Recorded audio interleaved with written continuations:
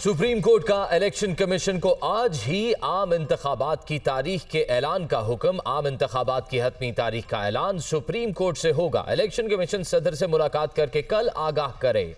Attorney general election commission और सदर की मुलाकात का एहतमाम करें। इंतखाबात की तारीख का ऐलान हो जाने पर तसव्वुर किया जाए ये पत्थर पर लकीर होगी। हम इलेक्शन की तारीख बदलने नहीं देंगे। इसी तारीख पर इंतखाबात का इनकाद यकीनी बनवाएंगे। अदालत अपने फैसले पर अमल दरामद कराएगी। चीफ जस्टिस पाकिस्तान ने वाजे कर दिया।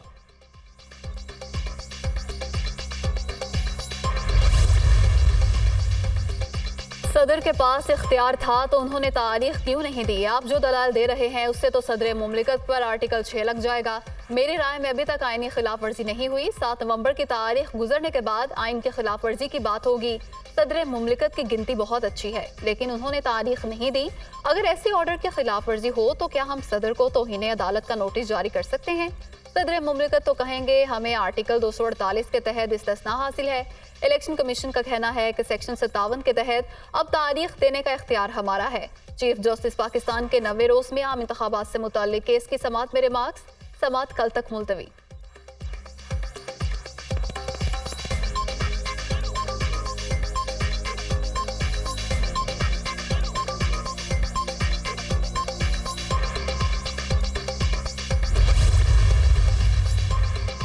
इंतखाबात में इल्तवा के लिए इलेक्शन कमीशन समेत सब जिम्मेदार हैं। मुकर्ररा मुद्दत से ऊपर वक्त गुजरने के बाद हर दिन आईनी खिलाफ वर्जी हो रही है। हुकूमत, इलेक्शन कमीशन या सदर जिसने खिलाफ वर्जी की उनको नताइज का सामना करना पड़ेगा। आइन मुअत्तल करने की सजा पर आर्टिकल 6 लगता है। एक सियासी जमात से ताल्लुक रखने वाले स्पीकर ने इलेक्शन की दरख्वास्त दे दी थी। इनकी दरख्वास्त पर फैसला हुआ, फिर अमल ना होने पर इन्होंने भी तौहीन की दरख्वास्त नहीं दी। तौहीन अदालत की दरख्वास्त ना लाकर क्या वो खुद भी जिम्मेदार नहीं हो गए? जस्टिस अतहर मिनुल्लाह का इस्तफसार। इलेक्शन कमीशन का इंतखाबात की तारीख पर सदर मुमलिकत से मुशावरत का फैसला। हंगामी मुशावरती इजलास तलब। सुप्रीम कोर्ट के डायरेक्शन पर मुशावरत होगी। कानूनी टीम केस से मुतालिक ब्रीफिंग देगी।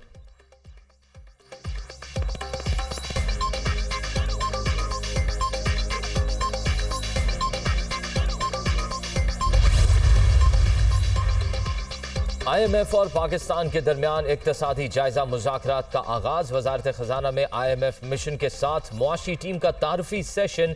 गवर्नर स्टेट बैंक और मुआशी टीम की शिरकत। इब्तदाई तौर पर अहदाफ पर अमल दरामद रिपोर्ट पेश। कर्ज प्रोग्राम के तहत तमाम अहदाफ पर अमल दरामद हो रहा है। निगरान वजीर खजाना की ब्रीफिंग। IMF वफ्द ने मुआशी टीम के इकदामात को सराहा। पाकिस्तान को तमाम अहदाफ पर सख्ती से अमल दरामद की तलकीन। IMF और पाकिस्तान में तकनीकी सतह पर मुज़ाकरात कुछ देर बाद होंगे।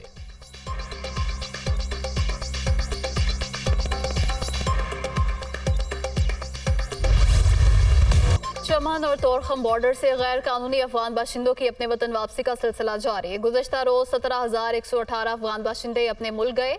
अब तक 1,43,135 अफगान पनाहगज़ीनों की अपने वतन वापसी हो चुकी।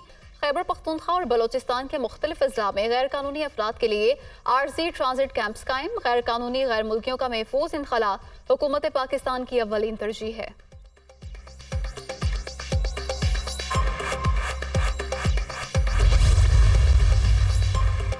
मुल्क के मुख्तलिफ शहरों में गैर कानूनी तारकीन वतन के खिलाफ कार्रवाइयाँ। कोयटा से 572 गिरफ्तार। होल्डिंग सेंटर मुंतकिल। पाक अफगान सरहद चमन भेज दिया गया। कराची में भी एक्शन। 50 जेर हिरासत कैंप मुंतकिल। पेशावर में गैर कानूनी रिहाइश पजीर 5,650 अफगान बाशिंदे लंडी कोतल सेंटर मुंतकिल। पत्तोकी से 100 से ज्यादा गैर कानूनी मुकीम अफगान बाशिंदे जेर हिरासत।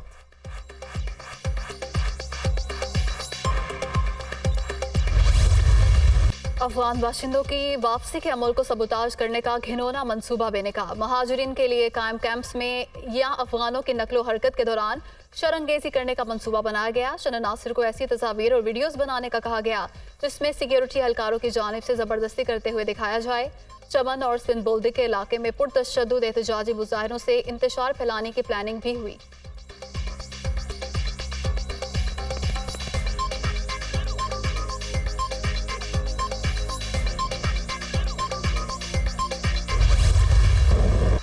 इजरायली फौज की जारहियत हदों को छू गई। सेहूनी फोर्सेस का जबालिया कैंप पर दूसरा हमला, मजीद 80 से जायद शहीद, खवातीन और बच्चे भी शामिल। हमलों में सैकड़ों जख्मी हुए। गुज़िश्ता रोज भी कैंप पर हमले में दर्जनों लोग लुकमाया जल बने। दोनों हमलों में शहीद होने वाले अफराद की तादाद 195 हो गई। अक़वाम मुत्तहिदा की इंसानी हुकूक की तंजीम ने जबालिया कैंप पर हमले को जंगी जुर्म करार दे दिया।